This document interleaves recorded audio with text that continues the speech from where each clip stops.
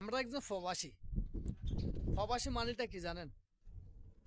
একটা যোদ্ধা।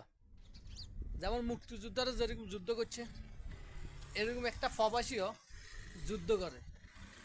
রাতে দিনে এই প্রবাসী মাটিতে তারা অনেক পরিশ্রম করি তারা টাকা কামায় পরিবারগুলো সুখে রাখার জন্য। কিন্তু ওই পরিবারে যখন আপনার মনে আঘাত দেয়, কষ্ট দেয়, তখন ওই প্রবাসীর থেকে একটু ভালো লাগে না।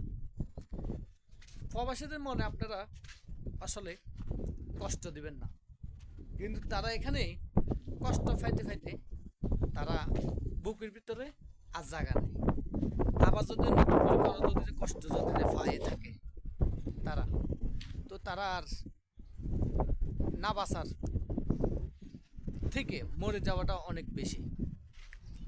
একটা মানুষের ফাইলে মানুষে সুখে রাখবার জন্য আপনারা চেষ্টা করবেন, আনন্দ রাখার জন্য চেষ্টা করবেন, এটাই কামনা করি। আসসালামু আলাইকুম।